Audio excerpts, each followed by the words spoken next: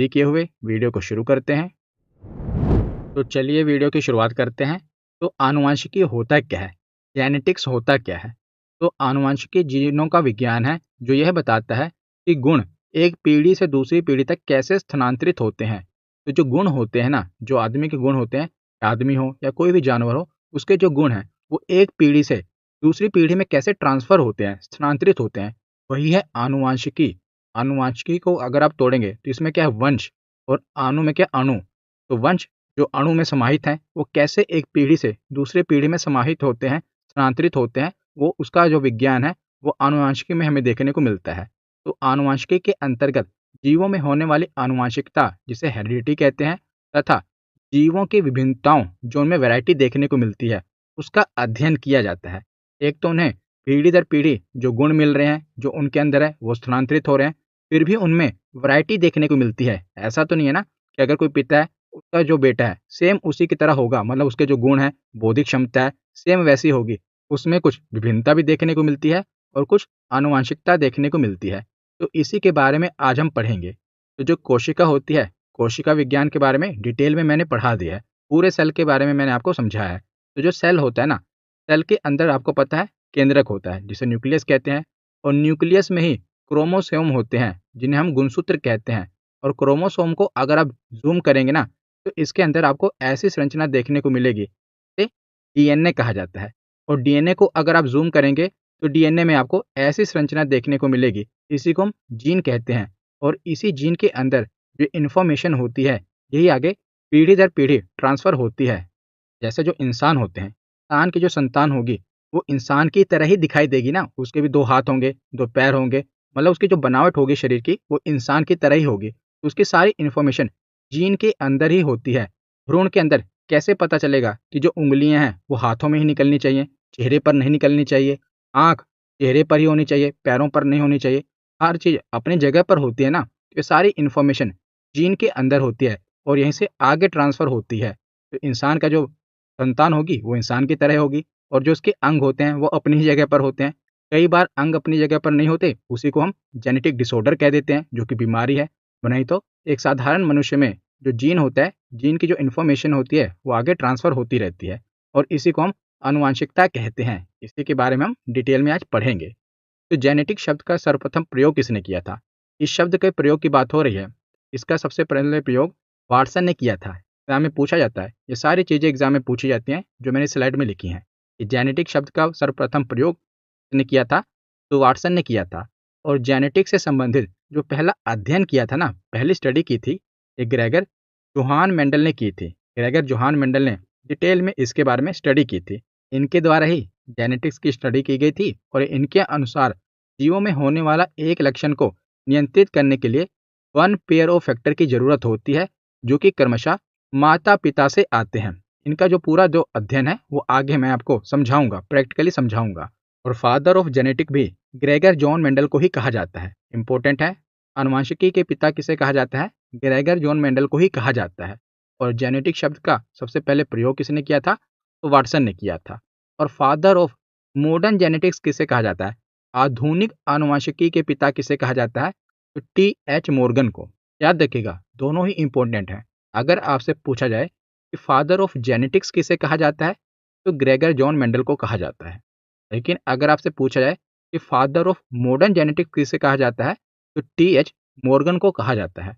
अब आगे चलते हैं और आगे देखते हैं। तो देखिए, तो मेंडल के अध्ययन के बाद जॉनसन ने अपने अध्ययन के द्वारा ये बताया कि फैक्टर डीएनए पर पाया जाने वाला जीन होता है, और जिसके द्वारा जीवों में लक्षणों का निर्धारण होता है।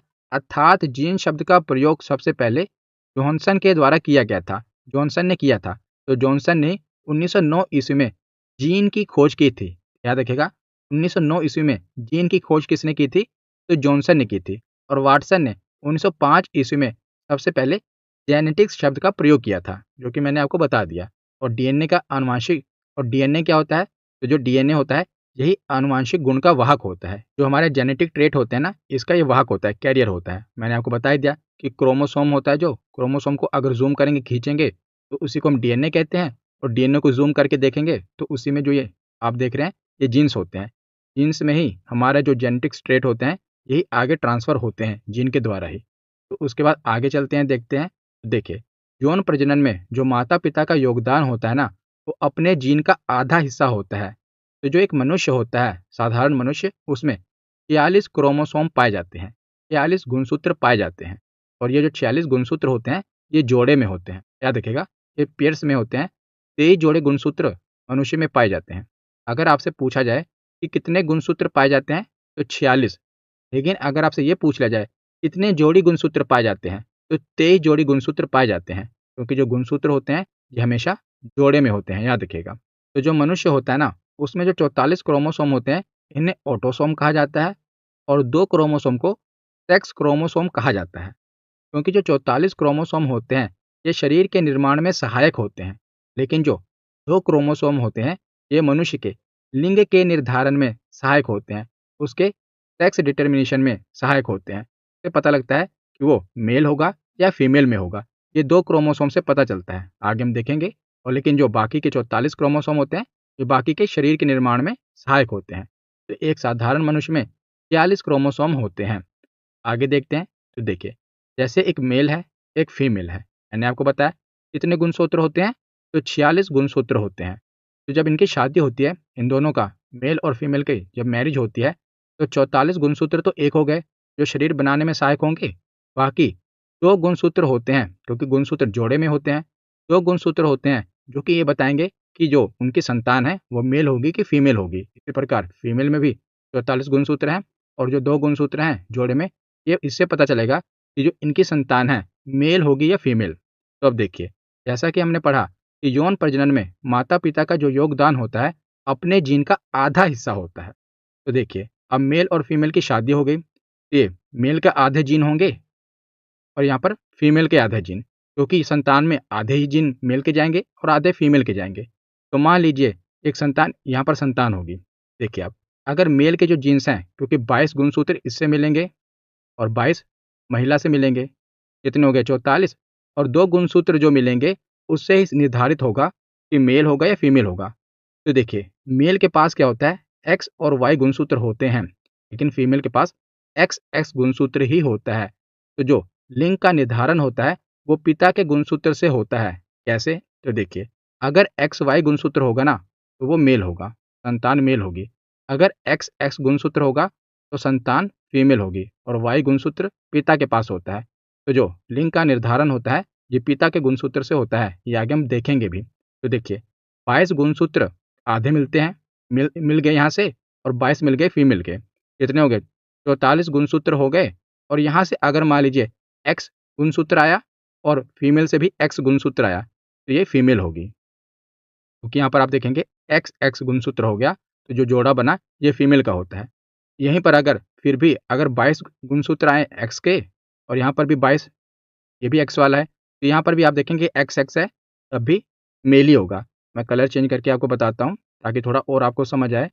देखिए, अगर मेल में 22 गुणसूत्र ये आ गए, लेकिन एक वाई वाला आ गया, और फीमेल में तो आपको पता ही है एक्स ही होता है, तो यहाँ पर एक्स है, तो इस केस में क्या होगा, जब यहाँ पर से वाई वाला आ गया और यहाँ से एक्स वाला ही आएगा, तो एक्स वाई के केस में क्या होगा कि वो जो होगा वो मेल होगा, जो उनकी संतान होगी मेल होगी। सीधी सी बात क्या है, देखिए, 44 plus X X, 44 plus X Y, ये मेल के पास होते हैं क्रोमोसोम, ये फीमेल के पास होते हैं। इनसे अगर आधा इनसे मिलेगा, आधा इनसे मिलेगा, तो 22 जमा 22 कितने हो गए, 44 हो गए। अब 2 और ज़रूरत है, तो एक तो फीमेल से आएगा, तो फीमेल से हमेशा एक्स ही आएगा। लेकिन मेल से अगर एक्स आ गया तो संतान क्या होगी, मेल फीमेल होगी, क्योंकि एक्स एक्स गुणसूत्र है। और यहाँ पर अगर मेल से वाई गुणसूत्र आ गया तो संतान क्या होगी, मेल होगी, क्योंकि वाई गुणसूत्र आ गया। तो लिंग का निर्धारण पिता के गुणसूत्र से होता है, ये आपको समझ आ गया होगा। आगे देखते हैं। तो आगे हम मेंडल के प्रयोग पर चलते हैं। तो मेंडल ने जो अपना प्रयोग किया था ना, ये मटर पर किया था, याद रखिएगा, बहुत बार पूछा गया है कि मेंडल ने अपना आनुवंशिकी का प्रयोग किस पर किया था, तो मटर पर किया था। और मटर का साइंटिफिक नेम क्या होता है, पायसम स्टाइवम, ये इसका साइंटिफिक नेम होता है, इस पर किया था। और पौधे चुनने का कारण क्या था, इन्होंने मटर को ही चुना क्यों, मटर के अलावा और किसी को भी तो चुन सकते थे आनुवंशिकी के लिए। तो इन्हें बहुत सी पीढ़ियों पर, बहुत सी जनरेशन पर इसका प्रयोग करना था। तो इंसानों पर तो कर नहीं सकते कि इंसान की पीढ़ी पर अगर ये प्रयोग करने बैठे कि इंसान का बेटा लें, फिर उसका बड़ा करें, फिर उसका बेटा हो, तो बहुत टाइम लग जाएगा। तो इन्होंने मटर को ही क्यों चुना? क्योंकि जो मटर का लाइफ स्पैन होता है 3 से 4 महीना होता है, छोटा होता है और मटर में विभिन्न प्रकार के गुण मौजूद होते हैं। मटर का जो पौधा है लंबा भी वो मिल जाएगा इन्हें, छोटा भी मिल जाएगा, उसका जो बीज है वो गोल मिल जाएगा, चपटा मिल जाएगा। तो अलग-अलग प्रकार के ट्रेड्स इनको मटर में देखने को मिल गए थे, इसीलिए इन्होंने मटर का प्रयोग किया। और आगे आप देखिए तो टिश्यू कल्चर पूछा जाता है कि टिश्यू कल्चर क्या होता है? तो वनस्पति भागों या बीज के बजाय कोशिकाओं के माध्यम से नए पौधों को उगाना टिश्यू कल्चर कहा जाता है।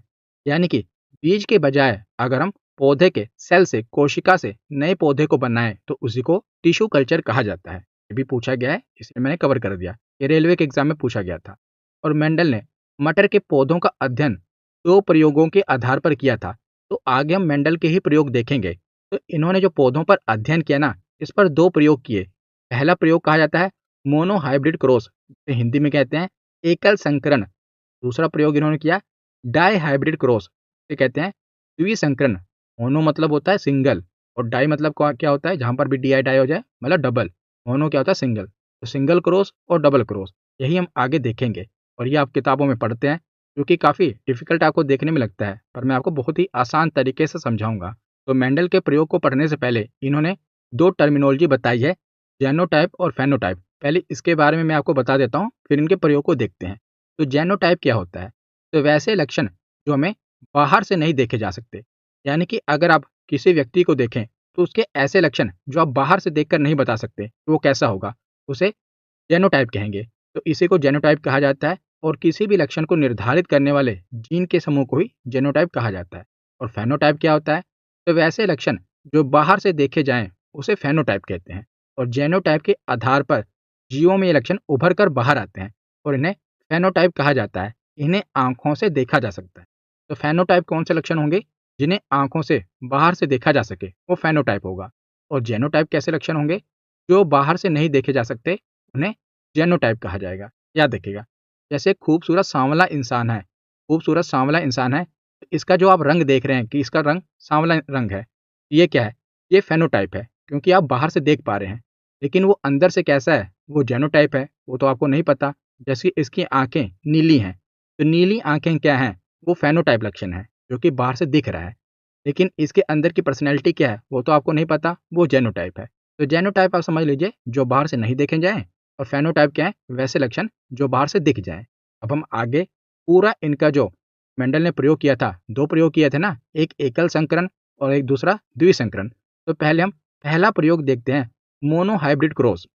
तो जब एक ही लक्षण के 2 भिन्न पौधों के बीच में क्रॉस कराया जाता है, तो इसे एकल संकरण कहते हैं। तो मेंडल साहब ने क्या किया, इन्होंने एक लंबा मटर का पौधा लिया और एक बौना मटर का पौधा लिया। यानी कि एक लंबा पौधा लिया और एक बौना पौधा लिया। अब इन दोनों के बीच में क्रॉस कराया और इन्होंने देखा कि अब इनकी संतान कैसी होगी। मतलब आप समझ लीजिए कि यहाँ पर एक लंबा आदमी है और जो महिला है वो बौनी है, छोटी महिला है। अब इनकी संतान कैसी होगी, ये आप समझ लीजिए इंसानों से आपको ज़्यादा रिलेट होता है। इसी तरह पौधों से रिलेट कर लीजिए कि एक लंबा पौधा है और एक बौना पौधा लिया। अब इन्होंने देखा कि इसकी जो अगली जनरेशन होगी जब इसमें क्रॉस कराया जाए तो वो कैसी होगी। तो देखिए, लंबे पौधे को इन्होंने जो टर्मिनोलॉजी ली है कैपिटल टी लिखा है, और जो गुणसूत्र होते हैं, जीन होते हैं, ये जोड़े में होते हैं ना, मैंने आपको बताया, इसलिए डबल टी। और जो बोना पौधा होता है इसके लिए स्मॉल टी लिया। कैपिटल यानी आपको समझने में आसानी हो इसलिए टोल प्लांट जो लंबा होगा उसमें कैपिटल ले लिया, और जो बोना पौधा है उसके लिए स्मॉल टी ले लिया। जब इन्होंने इसको क्रॉस कराया तो इन्होंने देखा जो इसकी जनरेशन होगी, वो जो पौधा होगा वो लंबा होगा, टोल प्लांट होगा। तो ऐसा क्यों होगा? ये इन्होंने इतनी देर से रिसर्च की है, हम तो आपको बता दे रहे हैं, लेकिन इन्होंने पूरा इसके बारे में रिसर्च की। तो ऐसा क्यों होगा ये आगे हम देखेंगे। पर आप इतना जान लीजिए, इन्होंने बताया कि 2 प्रकार के लक्षण होते हैं। एक होता है प्रभावी लक्षण और एक होता है अप्रभावी लक्षण। याद रखिएगा, एक होता है प्रभावी लक्षण और एक होता है अप्रभावी लक्षण। जैसे आप एक उदाहरण समझ लीजिए, ये उदाहरण आप समझेंगे तभी आपको आगे ये डायग्राम समझ आएगा, आगे इनका प्रयोग समझ आएगा। तो मान लीजिए एक मेल है और एक फीमेल है। जो मेल है ना, इसकी जो आँखें हैं ये ब्लैक कलर की हैं, ब्लैक कलर की आँखें हैं। और जो फीमेल है इसकी जो आँखें हैं ये ब्लू कलर की हैं, ब्लू कलर की आँखें हैं। अब इनकी आपस में शादी हो जाती है। इनकी जो संतान होती है ना, संतान की जो आँखें होती हैं वो ब्लैक कलर की होती हैं। जबकि आप देख रहे हैं कि फीमेल की आँख तो ब्लू कलर की है और मेल की आंख ब्लैक कलर की है। लेकिन संतान में ब्लैक रंग की आंख देखने को मिलती है, काले रंग की आंख देखने को मिलती है। तो जो ब्लैक कलर की आंख है इसी को प्रभावी लक्षण कहा जाएगा, जो कि उभर के आ गया। और अप्रभावी लक्षण कौन सा होगा? जो ब्लू कलर की आंख है वो इसके जीन्स में तो है लेकिन वो दबी पड़ी है। हो सकता है जब इसकी जो संतान हो उसकी जो आंखें हों वो ब्लू कलर की हों, क्योंकि जो इसका लक्षण है मिला तो इसकी अपनी माता से है लेकिन वो लक्षण अप्रभावी है। जो मेल वाला जो इसके पिता की आंखें हैं वो प्रभावी लक्षण है क्योंकि वो उभर कर आ गया। लेकिन जो नीली आंखें हैं इसकी आगे वाली संतान में किसी न किसी में तो देखने को मिलेगी। हो सकता है इसकी संतान में ना देखने मिले, इसकी संतान की संतान में देखने को मिले। ऐसा नहीं है कि वो एक ही पीढ़ी में देखने को मिलता है, हो सकता है 3 पीढ़ियों के बाद देखने को मिले। और वो जो लक्षण है वो अप्रभावी है, वो दबा पड़ा है, किसी में वो प्रभावी हो जाएगा। तो एक लक्षण कौन-सा होता है? प्रभावी, और एक होता है अप्रभावी। प्रभावी लक्षण कौन-सा होगा? जो उभर कर आ जाए, समझ गए ना आप? जो उभर कर आ गया वो प्रभावी लक्षण है, और जो उभर कर अप्रभावी लक्षण भी उसके अंदर मौजूद है, उसके जीन में मौजूद है, वो आगे चलकर किसी न किसी में प्रभावी होगा, ये भी याद रखिएगा। जिस प्रकार आप यहाँ देख रहे हैं कि लंबा पौधा है और बोना पौधा है, इनका जो क्रॉस कराया गया उसमें जो पौधा देखने को मिलेगा वो लंबा पौधा देखने को मिलेगा। पर इसमें बोने पौधे का भी जो गुण है वो दबा पड़ा है। इसकी जो आगे की संतान है उसमें किसी न इसकी जो आगे की संतान है या उसकी आगे की संतान किसी न किसी में बोना पौधा भी होगा, पर ये टोल प्लांट है। तो कैसे? हमने पढ़ा ना कि जो जीन होते हैं आधे होते हैं, यहाँ पर कैपिटल टी इससे मिल गया और स्मॉल टी यहाँ से आ गया। अब देख रहे हैं बोने पौधे से स्मॉल टी आ गया और लंबे पौधे से कैपिटल टी हो गया। तो आप कहेंगे कि इसमें तो स्मॉल टी भी है और कैपिटल टी भी है, तो ये प्लांट लंबा ही कैसे हुआ? यही तो मेंडल ने प्रयोग किया। उन्होंने बताया कि एक चीज़ होती है प्रभावी लक्षण, जिसे हम डोमिनेंस कहते हैं। तो यहाँ पर जो भी मेंडल ने प्रयोग किए हैं उसमें जो भी टोल प्लांट होगा ना ये डोमिनेंस होगा, इसके जो लक्षण होंगे वो प्रभावी होंगे। ये जो बोना पौधा है ये अप्रभावी समझ लीजिए एक तरह से, प्रभावी लक्षण हरदम टोल प्लांट के होंगे। जो भी कैपिटल से इन्होंने बताया ना उसका प्रभावी लक्षण है, याद रखिएगा। इनके नियम में इन्होंने जो प्रयोग किए, जो भी कैपिटल से दर्शाया गया होगा वो प्रभावी होगा, और जो स्मॉल होगा जो कैपिटल से नहीं होगा वो अप्रभावी होगा, याद रखिएगा। तो यहाँ पर आप देखेंगे जहाँ पर कैपिटल टी आ गया उसके साथ चाहे स्मॉल आ ही जाए पर ये प्रभावी हो जाएगा, मतलब टी की डोमिनेंस होगी। ये जो पौधा होगा ये लंबा देखने को मिलेगा। लेकिन अब इसके बाद ये तो लंबा पौधा आ गया, लेकिन इसके अंदर होने पौधे का भी जो गुण है, तो इसकी जो आने वाली संतानें होंगी वो कैसे होंगी? तो वो प्रयोग भी मेंडल ने किया है, इन्होंने पूरा प्रयोग किया है और वही मैं आपको समझा रहा हूँ। बुक में आप देखेंगे तो बहुत क्रॉस करके समझाया होता है जो कि आपको समझ में नहीं आएगा, लेकिन इस डायग्राम से आप समझिए। तो देखिए अब जो संतान है, पहले इसको एक बार इरेज कर देता हूँ क्योंकि काफ़ी ज़्यादा वो हो गया, थोड़ा मैं आपको समझाता हूँ। इतना तो आपको समझ आ गया ना कि जो पहली जनरेशन है वो लंबी होगी। अगर एक पौधा लंबा है और दूसरा बोना पौधा है तो जो डोमिनेंस होगा वो किसका? लंबे पौधे का होगा, जिसके कारण पहली जनरेशन लंबी होगी। अब दूसरी जनरेशन कैसी होगी वो देखते हैं। सेकंड जनरेशन वो कैसी होगी? तो देखिए टी टी, ये है ना यहाँ पर टी टी। अब इसका भी साथ में जो क्रॉस कराएंगे वो टी टी से ही कराएंगे। तो इसमें 4 प्रकार की संभावनाएं देखने को मिलेंगी, मतलब कि 4 संभावनाएं हो सकती हैं। तो आधे आधे गुणसूत्र होते हैं। यहाँ पर हमने कैपिटल टी ले लिया, यहाँ पर भी स्मॉल टी, यहाँ पर कैपिटल टी और यहाँ पर भी स्मॉल टी। मतलब कि चारों को हम आपस में, मतलब कि इन दोनों को अगर हम आपस में कराएं तो 4 प्रकार की संभावनाएं देखने को मिलेगी। अगर हम टी टी से क्रॉस कराएं तो जो पौधा होगा वो लंबा होगा। कैपिटल टी और कैपिटल टी से हम क्रॉस कराएं तो कैपिटल टी और कैपिटल टी ही आएगा, वो पौधा लंबा होगा। फिर हम कैपिटल टी को स्मॉल टी से कराएंगे तो कैपिटल टी और स्मॉल टी, तो ये पौधा भी लंबा होगा। क्यों लंबा होगा? क्योंकि जहाँ पर कैपिटल टी आ गया इसकी डोमिनेंस रहेगी, ये पौधे को लंबा ही कर देगा। तो उसके बाद कैपिटल टी वाला हमारा हो गया। अब स्मॉल टी वाला देखते हैं। ये स्मॉल टी है, पहले एक बार इसे कैपिटल टी से क्रॉस कराएंगे तो कैपिटल टी आएगा और स्मॉल टी आएगा, क्योंकि कैपिटल टी की क्या होती है? डोमिनेंस होती है। तो कैपिटल टी और स्मॉल टी का कराएंगे तो ये पौधा भी लंबा होगा। उसके बाद स्मॉल टी और स्मॉल टी को जब क्रॉस कराएंगे तो 2 स्मॉल टी आएंगे, तो यहाँ पर ये पौधा बोना हो जाएगा। तो यहाँ पर आपने क्या देखा कि इसकी जो दूसरी जनरेशन होगी उसमें जो संभावनाएं होंगी वो क्या होगी? 3:1 में होंगी।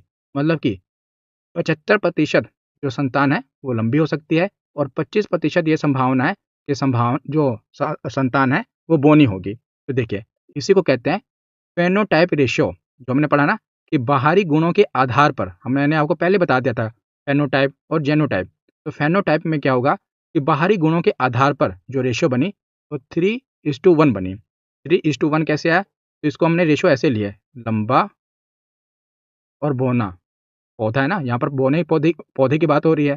तो लंबा कितना होगा देखो, 1, 2 और 3। तो 3 और बोने पौधा कितना बार हो सकता है? तो 1 बार हो सकता है। तो 75% संभावना है लंबे पौधे होने की, और 25% संभावना है जो वो अप्रभावी लक्षण दबा हुआ है उसकी संभावना है कि 25% है वो प्रभावी हो जाए। तो देखिए यहीं से ये रेशो निकल के आई 3:1। तो अगर आपसे पूछा जाए कि एकल संकरण में फेनोटाइपिक रेशो क्या है, तो वो 3:1 है। इन अगर मैं आपको सीधे बता देता तो ये तो रटना हो जाता, इसीलिए मैंने आपको पूरा समझाया। मैं आपको सीधा भी बता सकता था कि एकल संकरण में मेंडल ने बताया कि बाहरी गुणों के आधार पर फेनोटाइपिक रेशियो होगी 3:1। और ये रेशो आई कैसे, ये मैंने आपको समझा दिया। ये रेशो इस प्रकार आती है। अब एक रेशो है जेनोटाइपिक रेशो। फेनोटाइपिक रेशो तो हमें बाहरी गुणों के आधार पर देखने को मिल जाएंगे। जैसे यहाँ पर पता चल गया ना, अगर एक पौधा लंबा है या छोटा है तो आप देखकर बता पाएंगे ना, हाँ यार ये तो लंबा पौधा है, ये छोटा पौधा है यानी कि बोना पौधा है। ये बाहरी गुण हो गए जो कि हम देख पाते हैं। और दूसरा कौन सा है? जेनोटाइपिक रेशो। जेनोटाइपिक रेशो में क्या है, वो बाहरी गुण नहीं है, वो उसके आंतरिक गुण हैं। तो आंतरिक गुण तो दिखाई नहीं देते। तो ये रेशो कैसे निकली? तो देखिए ये रेशो निकाली है इन्होंने कैसे? तो जब भी कोई दो चीज़ मिक्स हो जाती है तो यहाँ पर इन्होंने उसे अशुद्ध कहा है। आप ऐसे समझ लीजिए कि अगर आपने भैंस का दूध निकाला और दूध को सीधा बाल्टी में डाल दिया, ये शुद्ध है। लेकिन उसी दूध में अगर आपने पानी मिला दिया, ये क्या हो गया? अशुद्ध हो गया। तो इसी प्रकार अगर लंबा पौधा है, दोनों कैपिटल टी हैं, तो ये शुद्ध है। उसी प्रकार बोना पौधा भी हो, भले ही दोनों, तो ये भी शुद्ध ही है तो बोना, लेकिन इसमें मिलावट नहीं है, ये शुद्ध है। लेकिन अगर बोने पौधे और लंबे पौधे को इन दोनों में क्रॉस करा दिया तो ये अशुद्ध हो गया। अगर जब तक वो बोना था, बोने की संतान बोनी बोनी होती जा रही है, मतलब किसी से मिक्स नहीं करा रहे, बोना पौधा है, इसका जो क्रॉस है वो भी बोने पौधे से कराया गया, तो संतान भी बोनी हुई, तो वो कहीं क्या होगा? वो मिक्स नहीं होगा, वो शुद्ध ही होगा। इसी प्रकार लंबे पौधे का जो क्रॉस है लंबे पौधे से ही कराया जाए तो वो भी शुद्ध होगा। लेकिन जब लंबा और बोना इन दोनों का क्रॉस कराया जाएगा उसे अशुद्ध कहा जाएगा। तो जैसे देखिए यहाँ पर ये लंबा पौधा है और दोनों कैपिटल टी हैं, ये क्या होगा? ये इसे शुद्ध लंबा पौधा कहा जाएगा, शुद्ध लंबा पौधा। और यहाँ पर क्या है कि कैपिटल टी और स्मॉल टी दोनों आ गए, तो इसे अशुद्ध लंबा पौधा कहा जाएगा, अशुद्ध लंबा पौधा। और इधर कैपिटल टी और स्मॉल टी है तो इसे भी अशुद्ध लंबा पौधा कहा जाएगा। और यहाँ पर क्या है? दोनों स्मॉल टी हैं। यहाँ पर मतलब ऐसा नहीं कि कैपिटल एक स्मॉल है, दोनों स्मॉल हैं। ये शुद्ध बोना पौधा होगा। तो यहाँ पर आप रेशो क्या देखिए, तो ये रेशो कैसे निकली? तो ये रेशो निकली शुद्ध शुद्ध लंबा इज टू अशुद्ध लंबा, अशुद्ध लंबा इज टू शुद्ध बोना, शुद्ध लंबा अशुद्ध लंबा शुद्ध बोना। वैसे तो आपको ये रेशो ही याद रखनी है, पर मैं आपको समझा रहा हूँ। तो शुद्ध लंबे कितने हैं देखिए, तो शुद्ध लंबा एक तो ये हो गया, और तो कोई है ही नहीं शुद्ध लंबा, तो यहाँ पर एक आ गया रेशो। अब अशुद्ध लंबे कितने हैं? तो अशुद्ध लंबे में एक ये रहा शुद्ध लंबा और एक ये रहा शुद्ध लंबा। तो अशुद्ध लंबे कितने हो गए? 2। अब शुद्ध बोने कितने हैं? तो शुद्ध बोने कितने हैं? एक ही है, ये रहा शुद्ध बोना, तो एक। तो रेशो कितनी आ गई? 1:2:1। ये रेशो आ गई ना। यही आपको बस रेशो सीधे डायरेक्ट बता दी गई है, जो मैंने आपको यहाँ पर समझा दिया। यही रेशो डायरेक्ट बता दी गई। यहाँ पर आप देख रहे हैं क्या है? 1:2:1। तो अगर आपसे रेशो पूछी जाए कि फेनोटाइपिक रेशो कितनी है, तो 3:1। और जेनोटाइपिक रेशो कितनी है, तो 1:2:1। तो एकल संकरण हमने समझ लिया, यानी कि मोनो हाइब्रिड क्रॉस हमने समझ लिया। अब हम द्विसंकरण समझते हैं, डाई हाइब्रिड क्रॉस समझते हैं। तो एकल संकरण में क्या था? एक लंबा पौधा लिया और एक बोना पौधा लिया और इन दोनों का क्रॉस करा दिया, वो था एकल संकरण। पर द्विसंकरण में क्या किया इन्होंने? किया मेंडल ने द्विसंकरण के दो लक्षणों को लिया, उसमें एक ही लक्षण थे, यानी कि एक लंबा और एक बोना, एक ही प्रकार के लक्षण है ना दोनों पौधों के। लेकिन इन्होंने यहाँ पर क्या किया? पौधों के दो दो लक्षणों को लिया और अध्ययन के लक्षण में इन्होंने एक तो पौधे की लंबाई ली और एक उसके फूल का रंग लिया। तो मटर के पौधे की एक लंबाई ली और एक उसके, जैसे एक मटर का पौधा है उसमें लाल फूल है, एक मटर का पौधा है उसमें सफ़ेद फूल है। तो इस प्रकार उन्होंने एक तो उसकी लंबाई और एक उसके फूल के रंग के आधार पर उन्हें छाँटा। तो पहले इन्होंने लंबा पौधा और लाल फूल लिया, उसके बाद इन्होंने इसके साथ बौना पौधा और सफ़ेद फूल लिया।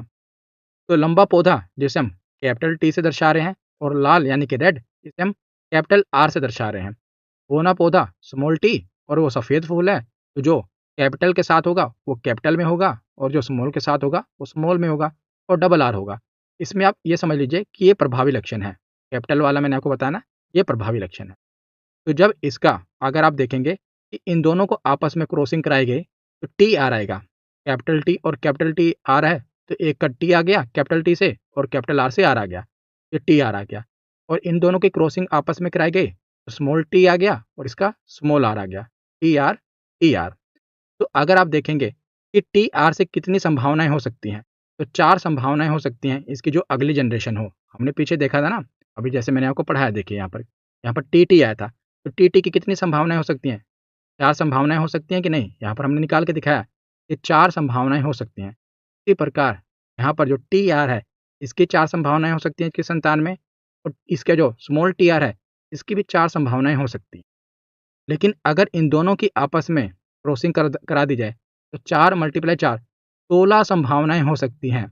ये हमें पढ़ने में लग रहा है, लेकिन मेंडल ने ये सारे प्रयोग किए कि अगर हम पहले तो वहाँ पर उन्होंने सिंगल सिंगल पौधों की क्रॉसिंग कराई, पर यहाँ पर इन्होंने क्या किया, डबल डबल दो दो लक्षण वाले पौधों की क्रॉसिंग कराई।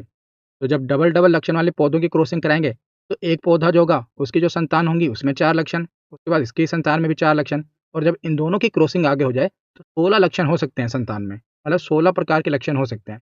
तो ही हम 16 लक्षण देखेंगे कि कौन कौन से होंगे द्विसंकरण में। याद रखिएगा 16 लक्षण देखने को मिलते हैं।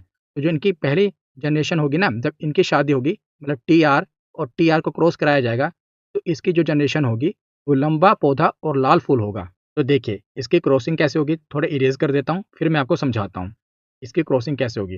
देखिए ये क्या है, टी आर टी आर। तो जब कैपिटल टी स्मॉल टी से क्रॉसिंग होगी तो क्या होगा, कैपिटल टी और स्मॉल टी आएगा। और जब कैपिटल आर और स्मॉल आर की क्रॉसिंग होगी तो कैपिटल आर स्मॉल आर आएगा। तो कैपिटल टी आ गया ना, यहाँ पर जब कैपिटल टी आ गया तो पौधा तो लंबा होगा ही, और जब कैपिटल आर आ गया तो पौधा लाल फूल भी होगा। प्रभावी लक्षण मैंने आपको बताया, तो लाल फूल और लंबा पौधा होगा। लेकिन जो इसकी संतानें अब आगे होंगी उनमें क्या क्या संभावनाएं देखने को मिलेंगी, वही हमें समझना है। तो वही हम देखते हैं। ये डायग्राम है, 16 प्रकार के लक्षण मैंने आपको बताया ना देखने को मिलेंगे। तो बस एक बार समझ लीजिए ये डायग्राम आगे, ताकि आपको जब ये प्रश्न आएगा तो आपको समझने में आसानी हो, क्योंकि थोड़ा प्रैक्टिकल नॉलेज है, आपको होनी चाहिए प्रैक्टिकल नॉलेज। तो टी टी आर आर की हम क्रॉसिंग कराएंगे तो 16 संभावनाएं कैसे देखने को मिलेंगी। तो हमें ऐसे क्रॉसिंग करानी है कि सबकी आपस में, मतलब जितने भी जीन्स हैं इन सब की आपस में क्रॉसिंग हो जाए। तो इनकी क्रॉसिंग कैसे होगी, देखिए यहाँ पर क्या है, यहाँ पर मैं आपको यहाँ पर समझाता हूँ। टी टी आर आर, तो एक को हम कांस्टेंट मान लेंगे, तो पहले हम कैपिटल टी को आर से कराएंगे, फिर कैपिटल टी को स्मॉल आर से। क्या हो गया, टी आर कैपिटल वाला और टी आर स्मॉल वाला। उसका जो स्मॉल वाला टी है इसको हम आर से कराएंगे कैपिटल वाले से, फिर स्मॉल से कराएंगे, फिर एक बार हो जाएगा T capital R small T small R. तो यहाँ पर द्विसंकरण है, तो एक में तो ये 4 लक्षण होंगे, उसके बाद 4 लक्षण और भी हो सकते हैं ना, तो टोटल 16 हो जाएंगे। यहाँ पर एक बार हम टी आर जो मैंने यहाँ पर आपको बताए ये वाले ले लेंगे और ऊपर भी यही ले लेंगे। जैसे हमने पीछे वाले में क्या देखा था, एकल संकरण वाले से देखिए, यहाँ पर जैसे टी टी था ना, यहाँ पर भी हमने टी टी लिया था। इसी प्रकार यहाँ पर कर रहे हैं, यहाँ पर यही कर रहे हैं। कैपिटल टी आर मतलब सबको ये 4 और इन 4 की आपस में क्रॉसिंग करा रहे हैं। 16 प्रकार के लक्षण देखने को मिलेंगे। और ये लक्षण कैसे आएंगे, तो देखिए बस इतना याद रखिएगा, जो कैपिटल वाला है ना इसकी डोमिनेंस है, मतलब इसी का दबदबा है, इसी के प्रभावी लक्षण है। जो स्मॉल वाला है इसका इतना प्रभावी लक्षण नहीं है, अप्रभावी लक्षण। जब कैपिटल टी आर को क्रॉसिंग कैपिटल टी आर से होगी तो क्या होगा, ये सब कुछ कैपिटल हो जाएगा, समझ गए आप। उसके बाद जब कैपिटल टी आर की क्रॉसिंग टी आर से होगी तो क्या होगा, जब टी की क्रॉसिंग टी से होगी तो कैपिटल टी टी आ गया। जब कैपिटल आर की क्रॉसिंग आर से होगी तो कैपिटल आर आर हो गया। बस जो भी यहाँ पर दिया हुआ है यहाँ पर दिया है, इन दोनों को आपस में लिख देना है। कैपिटल टी कैपिटल आर और ये कैपिटल टी स्मॉल टी और आर आर। इसी प्रकार सबको आपको कर लेना है। एक रैंडम उठा लेता हूँ क्योंकि सारा बताने लग गया तो वीडियो काफ़ी बड़ी हो जाएगी। सिंपल ही है, कोई भी रैंडम उठा लो, मान लो ये वाला देख, ये कैसे आया। तो देखिए यहाँ पर क्या है, स्मॉल टी कैपिटल आर और इसके ऊपर देखिए क्या है, कैपिटल टी स्मॉल आर। तो पहले ये जो स्मॉल टी है ये कैपिटल टी से टकराएगा, तो हम लिखने में हम पहले कैपिटल आगे लिखते हैं। तो कैपिटल टी स्मॉल टी आ गया और ये कैपिटल आर है और स्मॉल आर है, तो कैपिटल आर और स्मॉल आर आ गया। तो इसी प्रकार ये सभी की क्रॉसिंग होगी। तो इससे हमें क्या पता चलेगा कि पौधे लंबे कितने हैं, बौने कितने हैं और उनमें फूल का रंग क्या है, तो ये हमें पता चलेगा। तो इसी से ये रेशो निकल के आएगी। तो हमें तो रेशो से मतलब है ना कि पौधे लंबे कितने हैं, वैसे भी आपको निकालना है। तो देखिए, लंबा वो पता करना है, तो कैपिटल टी टी है यहाँ पर, तो पौधा कैसे होगा, लंबा होगा। कैपिटल आर है, तो कैपिटल टी किसको था, लंबे को था। और कैपिटल आर कौन सा फूल था, फूल देख लेते हैं पीछे हम, फूल कौन सा बताया गया था। तो कैपिटल आर में लाल फूल बताया गया था। तो यहाँ पर ये फूल कौन सा होगा, पौधा लंबा होगा, लाल फूल होगा। यहाँ पर भी देखिए कैपिटल टी है, पौधा लंबा होगा।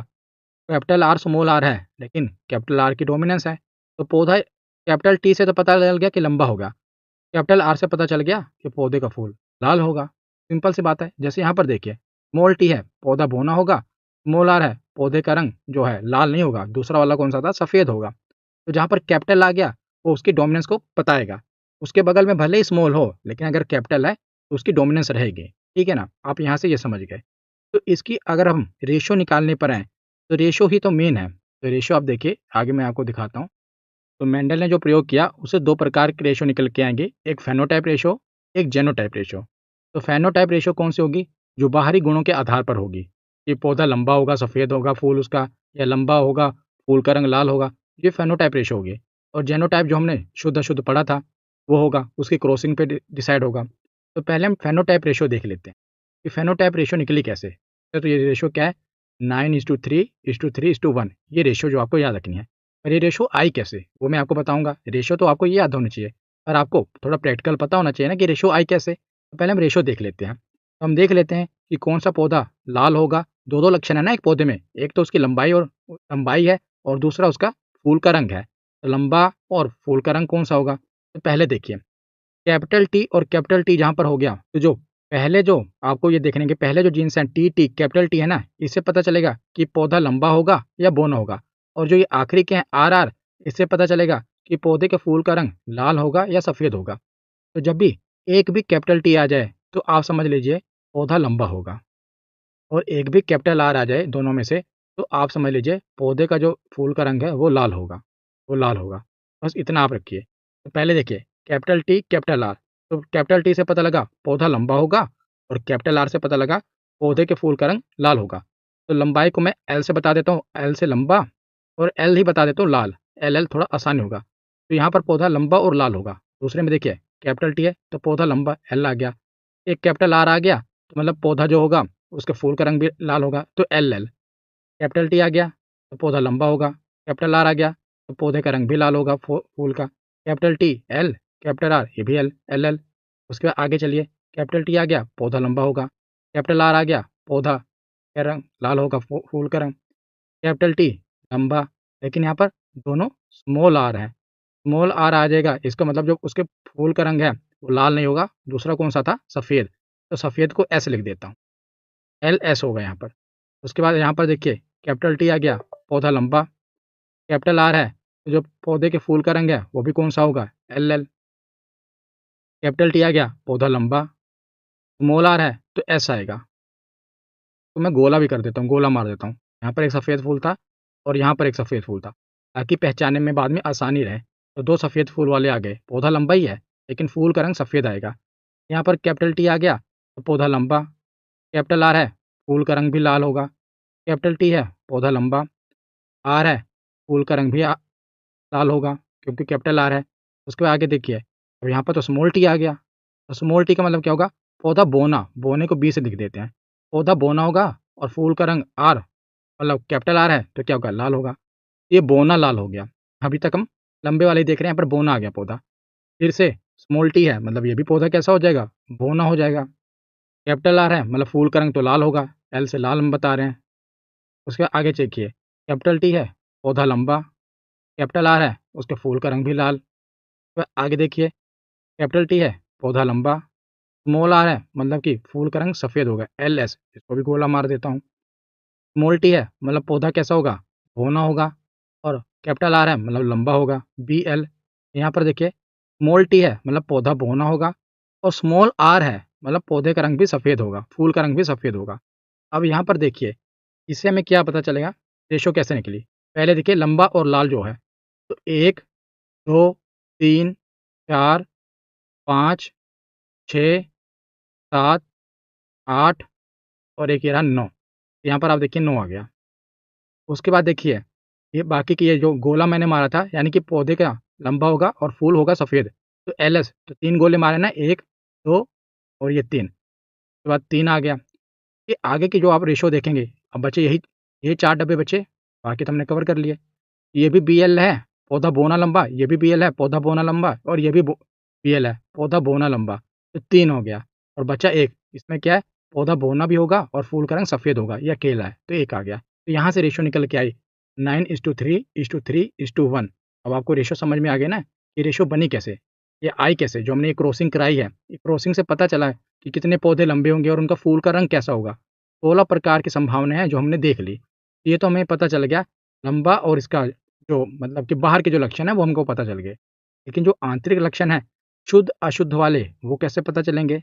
रेशो क्या है, 1:2:1, 2:4:2, 1:2:1, ये रेशो है। रेशो आपको ये याद रखनी है, एग्जाम में पूछी जाती है। पर ये रेशो आई कैसे, ये तो पता होना चाहिए, वो भी मुझे बताना चाहिए आपको। तो अब देखते हैं कि जेनोटाइप रेशो आई कैसे। तो मैंने आपको बताया था ना, शुद्ध अशुद्ध से पता चलेगा। तो यहाँ पर आप देखिए कैपिटल टी है और कैपिटल आर है, ये सेम है। यहाँ पर आप देखेंगे कैपिटल टी और स्मॉल आर है, ये भी आपस में अपने आप से अलग है, जिसमें ये दोनों कैरेक्टर एक तरह हों और ये एक तरह हों। यहाँ पर भी आप देखेंगे कैपिटल टी है तो कैपिटल आर है। मैंने आपको बताया था ना, चाहे कैपिटल हो या स्मॉल हो, वो शुद्ध होंगे आपस में, चाहे कैपिटल हो या स्मॉल हो। बस ऐसा नहीं होना चाहिए कि एक कैपिटल हो और एक स्मॉल हो, एक कैपिटल हो एक स्मॉल हो, ये अशुद्ध होगा। चाहे कैपिटल हो या स्मॉल हो, वो शुद्ध होंगे। यहाँ पर आप देखिए कैपिटल, ये भी कैपिटल, ये कैपिटल है तो ये स्मॉल है, ये भी शुद्ध है। ये रेशो हो गई। और ये आप देखेंगे ये बिल्कुल सेम है, कैपिटल टी, कैपिटल आर और small R, capital T, capital R और स्मॉल आर। यहाँ पर आप देखेंगे ये अपने आप में एक तरह है, ये एक हो गया, ये दोनों सेम है, ये 2 हो गए, और ये एक तरह है तो ये 1 हो गया। मतलब कि यहाँ पर कैपिटल है, ये स्मॉल है। तो 1:2:1, यहाँ पर आप देख रहे हैं ना, इनसे हमें पता चला 1:2:1। इरेज करके दोबारा दिखा देता हूँ, इनसे पता चला, इनसे, इन चारों डब्बों से हमें क्या पता चला, 1:2:1, ये रेशो आ गई। 1:2:1, यहाँ से ये रेशो आई। उसी तरह यहाँ पर ये आखिरी जो डब्बे हैं ना, ये भी सेम है उसी तरह। ये कैसे, ये स्मॉल टी कैपिटल आर, यहाँ पर आप देखेंगे स्मॉल टी स्मॉल आर, और यहाँ पर आप देखेंगे ये दोनों आपस में मैच कर रहे हैं। तो 1:2:1, तो आखिर में भी हो गया 1:2:1। अब बचा ये बीच वाला 2:4:2, ये कहाँ से आया। तो आप देखेंगे ये वाला, ये और ये सब मैच कर रहे हैं। आप देख लीजिए capital T small T capital R small R, इसी तरह इसमें भी है capital T small T capital R small R, ये चारों आपस में मैच कर रहे हैं, ये चारों आपस में मैच कर रहे हैं। और ये वाला डब्बा हमने देख ही लिया, इसको मैं अलग कलर से दिखा देता हूँ, यहाँ पर आपको देखने में थोड़ा कन्फ्यूज़ हो रहा होगा। ये डब्बा हमने ख़त्म कर लिया, तो अब ख़त्म कर दीजिए। ये डब्बा भी हमने ख़त्म कर दिया, मतलब इनकी रेशो हमने निकाल ली, ये चारों भी ख़त्म हो गए, ठीक है ना। अब ये बीच में जो बचे हैं यही बचे हैं, ये मैंने आपको बता दिया, 1, 2, 3, 4, ये चारों मैच हो रहे हैं। अब बचे एक ये 2 और एक ये और एक, यही 2 बचे। तो इनमें आप क्या देखेंगे, यहाँ पर देखिए ये जो है TTRR, ये वाला बचा, और ये TTRR, ये दोनों मैच हो रहे हैं, ये दोनों सेम है। और उसी प्रकार ये और ये सेम है। तो यहाँ पर क्या हो रहा है, 2 सेम है, फिर 4, फिर 2 सेम है ना। ये वाला इसकी तरह है, ये वाला इस तरह, तो 2:2, मतलब 2, 2 ये हो गया और 2 ये हो गया, 2 ये और 2 ये, और 4 बीच वाले ये सेम है, 4। तो इस प्रकार ये पूरी रेशो बनी है, जो मैंने आपको रेशो बताई है कि बनी कैसे है। वैसे तो आपको इतना डिटेल में कोई बताएगा नहीं कि ये कैसे आया, रेशो कहाँ से बनी, आपको सीधा रेशो रटा दी जाएगी। पर मैं आपको फिर भी डिटेल में बता रहा हूँ कि रेशो आएगी कैसे। तो मैंने आपको समझा दी ना, वैसे आएगी कैसे। वैसे आप देखेंगे भी ना, ये रेशो यहाँ पर आई है 1:2:1, 2:4:2, 1:2:1। इसको अगर हम कट कर दें, ये देखिए यहाँ पर 2:4:2 है, 2 एकम 2, 2 दूनी 4, 2 एकम 2। तो ये भी 1:2:1 हो गया, 1:2:1, 1:2:1, 1:2:1। तो ये ऐसे याद रख सकते हैं। वैसे ऐसे लिखा नहीं जाएगा, रेशो जो है ओरिजिनल वही रहेगी, लेकिन याद करने का मैं आपको तरीका बता रहा हूँ कि सबको कट कर दो और रेशो अगर सेम हो जाए तो वही होगा जीनोटाइप। याद करने की थोड़ी सी ट्रिक है जिससे आपको पता चल जाएगी। और रेशो कौन सी है, 1:2:1, 2:4:2, 1:2:1, ये जेनोटाइप रेशो है। फेनोटाइप रेशो कौन सी होगी, 9:3:3:1, यहाँ पर आपको ये फेनोटाइप रेशो होगी। ये रेशो आई कैसे, ये भी मैंने आपको समझा दिया, यहाँ से ये रेशो आई है।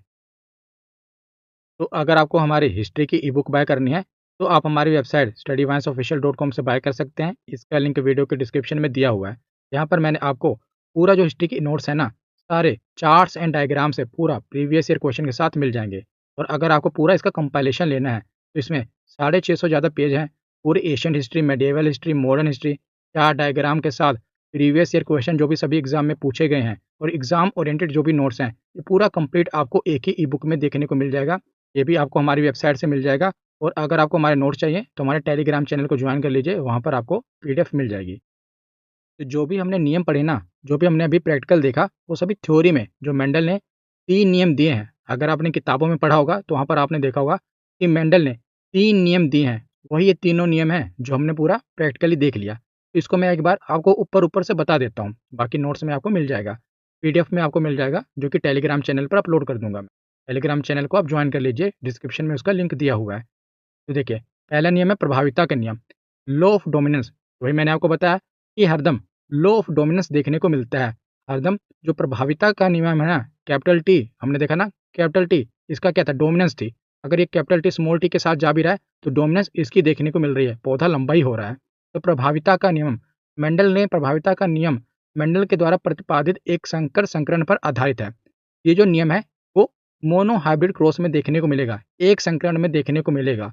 जब शुद्ध लंबे तथा शुद्ध बौने पौधे के बीच क्रॉस कराया जाता है तो प्रथम पीढ़ी में विपरीत लक्षणों में से केवल एक प्रभावी लक्षण यानी कि लंबापन दिखाई देगा और अप्रभावी लक्षण जो कि दबा हुआ है वो बौनापन छिपा रहता है, जो कि आगे की पीढ़ी में देखने को मिल सकता है। ये मैंने यहाँ पर उदाहरण भी बता दिया क्योंकि हमने पूरा डिटेल में पढ़ लिया है। ये बस एक थ्योरी है जो कि 3 नियम बताए हैं।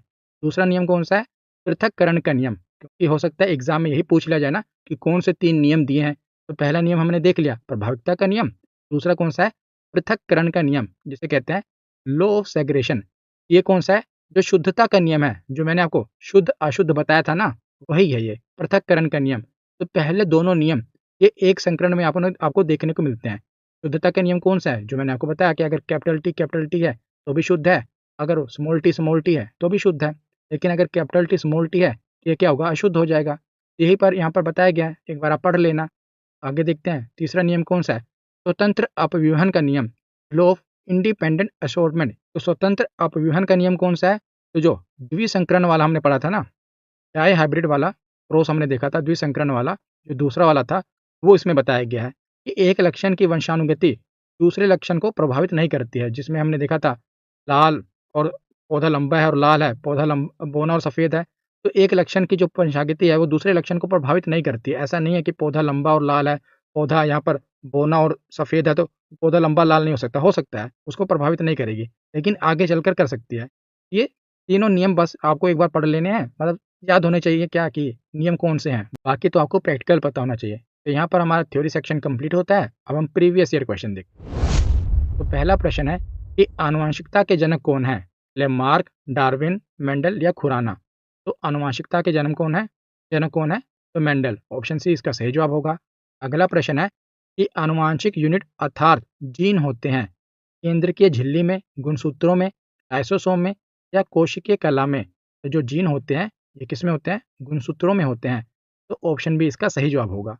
अगला प्रश्न है कि माता पिता के गुण उनकी संतानों में किसके द्वारा स्थानांतरित होते हैं, रक्त के द्वारा, हार्मोन के द्वारा या गुणसूत्र के द्वारा। ऐसा सही जवाब क्या होगा, ऑप्शन सी गुणसूत्र के द्वारा।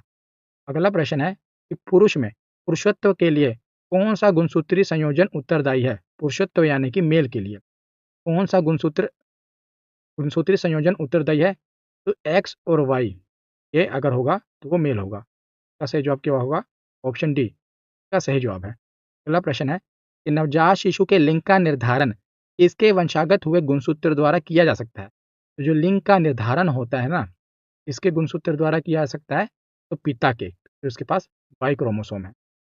अगला प्रश्न है कि F2 जनरेशन में फेनोटाइपिक अनुपात होता है। देख लीजिए, रेलवे के ग्रुप डी में ये पूछा गया है कि फेनोटाइपिक कौन सी पीढ़ी, तो दूसरी पीढ़ी F2 जनरेशन में। तो हमने जो सिंगल वाला था, एकल संकरण था, उसमें तो हमारी जो रेशियो निकली थी, कौन सी वो निकली थी, 3:3:1, 3 लंबे 1 बौना पौधा। लेकिन यहाँ पर पूछा गया है, यहाँ पर ऐसा ऑप्शन नहीं है, यानी कि द्विसंकरण वाला दिया है।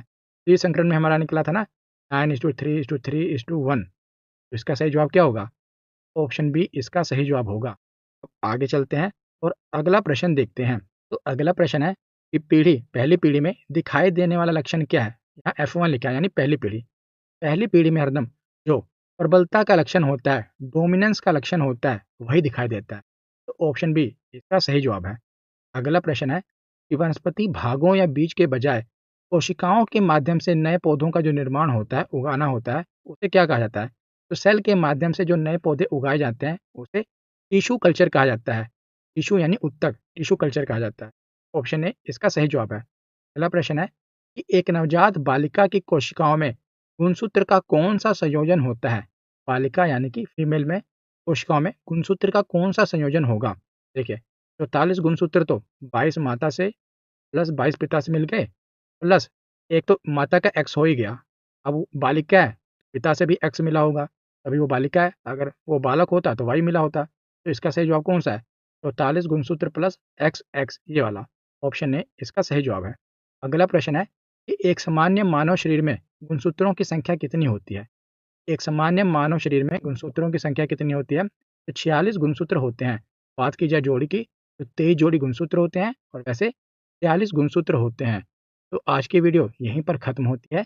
कैसी लगी ये वीडियो कमेंट सेक्शन में ज़रूर बताना। धन्यवाद।